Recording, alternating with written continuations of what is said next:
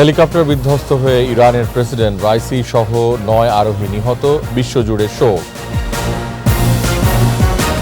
বঙ্গবন্ধু আন্তর্জাতিক শান্তি পদক প্রবর্তন করল সরকার, দেয়া হবে 2025 সাল থেকে। রাজধানীতে চলবে ব্যাটারি চালিত রিকশা, প্রধানমন্ত্রী নির্দেশ জানালেন ওবায়দুল কাদের।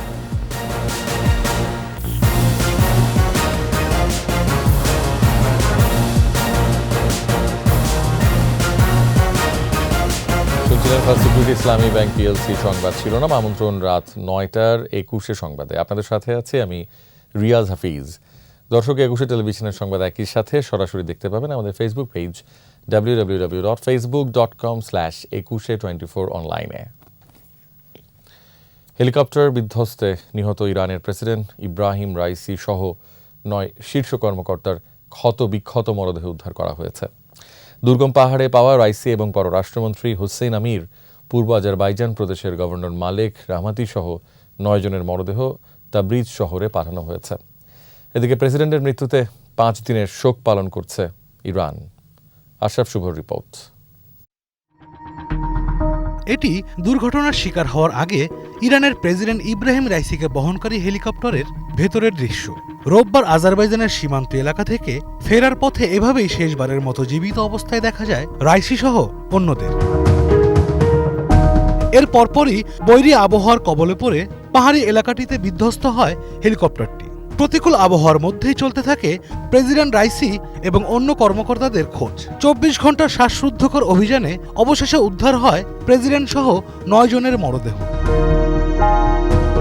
তবে কয়েকজনের মরদেহ পুড়ে যাওয়ায় তাদের পরিচয় শনাক্ত করা বেশ কঠিন। সবার মরদেহ তাবরিজে হস্তান্তর করা হয়েছে বলে জানিয়েছে তেহরানের কর্মকর্তারা।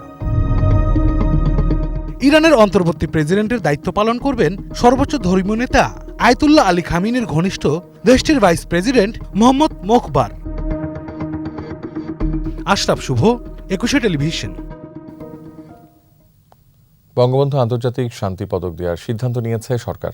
প্রধানমন্ত্রী শেখ হাসিনার সভাপতিত্বে মন্ত্রিসভার বৈঠকে এর নীতিমালা অনুমোদন দেওয়া হয়েছে। বিশ্বে মানবাধিকার, ক্ষুধা ও দারিদ্র্য দূরীকরণ, যুদ্ধ ও দ্বন্দ্ব নিরসন সহ শান্তি প্রতিষ্ঠার অবদান রাখা ব্যক্তি বা প্রতিষ্ঠানকে 2 বছর পর পর এই পদক দেওয়া হবে। এই শান্তি পুরস্কারের মূল্যমান $1,00,000। রিপোর্টে বাকিটা জানাচ্ছেন মোহাম্মদ নুরুন নবী। জুলিও কুরি শান্তি পদক প্রাপ্তির 50 বছর উদযাপনের সময়ে বঙ্গবন্ধুর নামে একটি আন্তর্জাতিক শান্তি পদক প্রবর্তনের পরিকল্পনা ছিল। প্রধানমন্ত্রী শেখ হাসিনার সভাপতিত্বে মন্ত্রিসভার বৈঠকে এই পদকের নীতিমালার অনুমোদন এলো। সাথে এ সংক্রান্ত আইন প্রণয়ন ও ফান্ড গঠনের নির্দেশনা দেওয়া হয়েছে। 2025 সাল থেকে বঙ্গবন্ধুর শান্তি পদক দেবার সিদ্ধান্ত হয়েছে। যে কোনো দেশের রাষ্ট্র সরকার প্রধান, সংসদ সদস্য, নোবেলজয়ী, জাতিসংঘের কোনো সংস্থা প্রধান কিংবা কোনো রাষ্ট্রদূত নমিনিদের নাম প্রস্তাব করতে পারবেন। এইটা শুরু হবে, আমরা এই বছর কার্যক্রম শুরু করব, আগামী বছর আমরা দেখব। এবং আইনের মধ্যে একটা এন্ডাওমেন্ট ফান্ড তৈরি করতে বলা হয়েছে, যে ফান্ডে সরকার বা বাইরের লোকেরা যে ওখানে অনুদান হিসেবে দিতে পারবেন এবং সেখান থেকে সেই অনুদানের টাকা থেকেই আমরা তখন পরবর্তীতে এই ব্যয়ভারটা নির্বাহ করব। কিন্তু ওইটা না হওয়া পর্যন্ত বর্তমানে সরকার এই ব্যয়ভারটা বহন করবে। প্রতি বছর 17ই মার্চ বঙ্গবন্ধুর জন্মদিনে পুরস্কার জয়ীদের নাম ঘোষণা করা হবে। 17ই মার্চ এটি ঘোষণা করা হবে এবং 23শে মে অথবা কাছাকাছি সময় ওইটি প্রদান করা হবে। যেহেতু 23শে মে জুলিও কুরি পদকটা পাওয়া হয়েছিল, ওই তারিখে টার্গেট করে আমরা দেওয়া হবে। মন্ত্রিসভার বৈঠকে বিমস্টেক সদস্য রাষ্ট্রসমূহের মধ্যে জাহাজ চলাচল সহজ করতে মেরিটাইম ট্রান্সপোর্ট কর্পোরেশন চুক্তি, ওআইসি রাষ্ট্রসমূহের মধ্যকার বিরোধ মীমাংসা বিষয়ে আলোচনা হয়।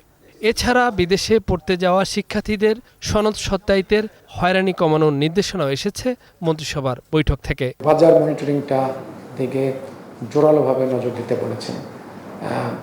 মানে কিছু কিছু পণ্যে বাজারের সাপ্লাই কোনো ক্রাইসিস না সত্ত্বেও পণ্য মূল্য বৃদ্ধির যে প্রবণতা দেখেছেন, এবং বললেন যে খুব কঠোরভাবে যেন বাজার মনিটরিংটা শুরু করা।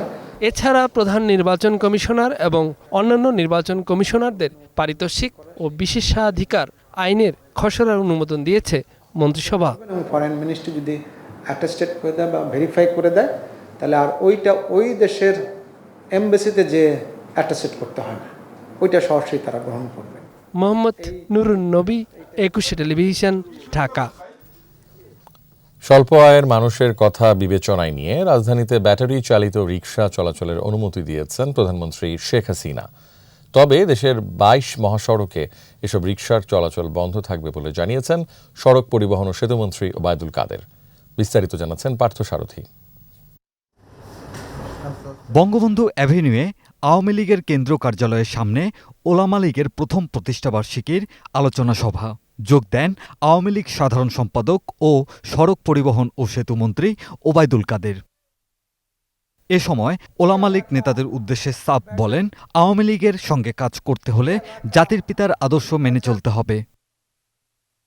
একই সভায় সড়ক পরিবহন ও সেতুমন্ত্রী জানান, রাজধানীতে ব্যাটারি চালিত রিকশা চলার অনুমতি দিয়েছেন প্রধানমন্ত্রী।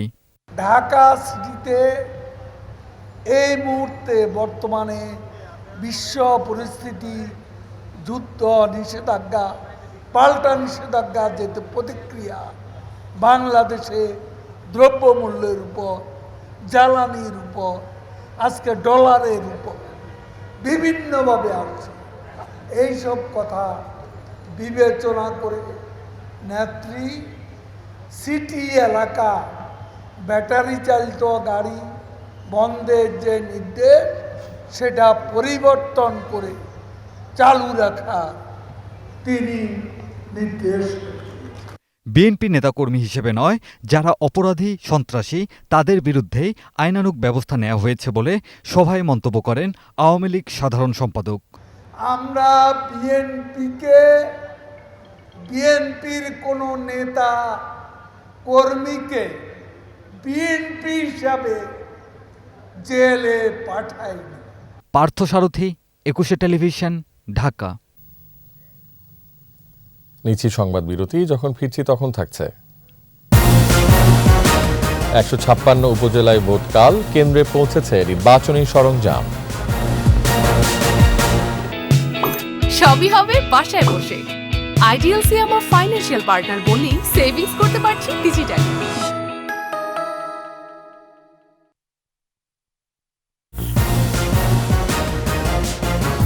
আমন্ত্রণ আবারও রাত 9টার 21 সংবাদে। ষষ্ঠ উপজেলা পরিষদ নির্বাচনের দ্বিতীয় ধাপের প্রস্তুতি শেষ হয়েছে। সুষ্ঠু নির্বাচনের লক্ষ্যে সব ব্যবস্থা নিয়েছে কমিশন। এর মধ্যে কেন্দ্রে কেন্দ্রে চলে গেছে নির্বাচনী সরঞ্জাম। মঙ্গলবার 156 উপজেলার মধ্যে 24টিতে ভোট হবে ইভিএমে। সকাল 8টায় শুরু হয়ে ভোট গ্রহণ চলবে বিকেল 4টা পর্যন্ত। প্রতিনিধিদের সহায়তায় রত্নজামানের রিপোর্ট। সকাল থেকে উপজেলা পরিষদ নির্বাচনের ভোটকেন্দ্রগুলোতে সরঞ্জাম পাঠানো হয়। দ্বিতীয় ধাপে 156টি উপজেলায় 1635 জন প্রার্থীর মধ্যে চেয়ারম্যান পদে 603 জন, ভাইস চেয়ারম্যান পদে 693 জন এবং সংরক্ষিত মহিলা ভাইস চেয়ারম্যান পদে 528 জন। অবশ্য 3টি পদে বিনা প্রতিদ্বন্দ্বিতায় নির্বাচিত হয়েছেন 22 জন। সবাই আসবে, শান্তশিষ্টভাবে ভোট দিবে, নিরপেক্ষ ভোট হবে, আমরা এই আশাবাদী করছি। এখানে কোনো কারণ ভোট দেওয়ার সুযোগ নাই, যার যার ভোট শেষে দিবে। আমরা শান্তিপূর্ণভাবে ভোট নেব, জনগণ আসবে। 13,016 কেন্দ্রের 91,589 ভোট কেন্দ্রে ভোট দেবেন 3,52,04,748 জন। তাদের মধ্যে 1,79,05,446 জন পুরুষ, 1,72,99,047 জন নারী ও 237 জন তৃতীয় লিঙ্গের ভোটার। নিরাপত্তায় থাকছেন ৭৯,৮63 পুলিশ ও ১,৯৩,২৮৭ আনসার সদস্য। রত্নজামান, একুশে টেলিভিশন। এবার ব্যবসা বাণিজ্য সংবাদ।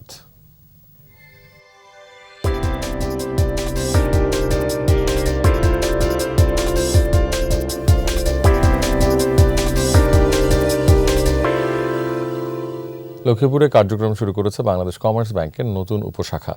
লক্ষ্মীপুর উপশাখার উদ্বোধনী অনুষ্ঠানে উপস্থিত ছিলেন লক্ষ্মীপুর 3 আসনের সংসদ সদস্য গোলাম ফারুক পিঙ্কু, ব্যাংকের ব্যবস্থাপনা পরিচালক ও প্রধান নির্বাহী তাজুল ইসলাম, উপব্যবস্থাপনা পরিচালক আব্দুল কাদের, ব্যাংকের পর্ষদ নির্বাহী কমিটির চেয়ারম্যান হুমায়ুন বখতিয়ার, লক্ষ্মীপুর বণিক সমিতির সভাপতি সালাউদ্দিন টিপু, অ্যাডভোকেট বাহার উদ্দিন, ব্যবসায়ী সেলিম, চেয়ারম্যান শেখ মুজিব এবং ব্যাংকের শাখা এবং উপশাখা ব্যবস্থাপক সহ ঊর্ধ্বতন কর্মকর্তারা।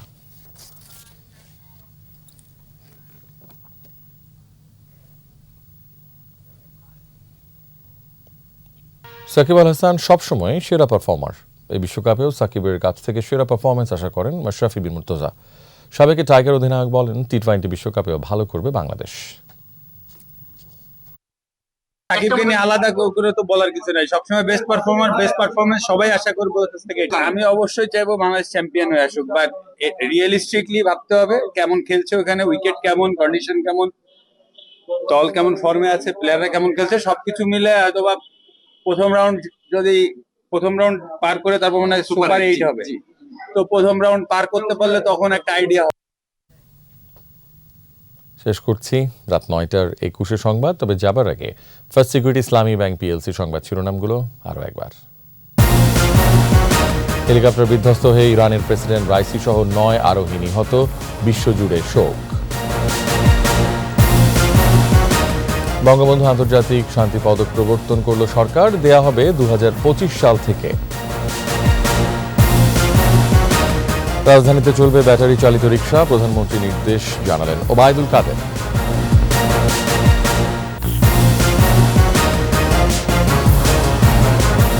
সর্বশেষ খবর জানতে ডায়াল করুন 2021 নম্বরে, আর ভিজিট করুন 21.tv.com ওয়েবসাইটে। এছাড়া ফেসবুকে লগ ইন করতে পারেন facebook.com/2124 অনলাইনে। আমাদের পরবর্তী সংবাদ রাত 11টায় দেখার আমন্ত্রণ রইল। ধন্যবাদ।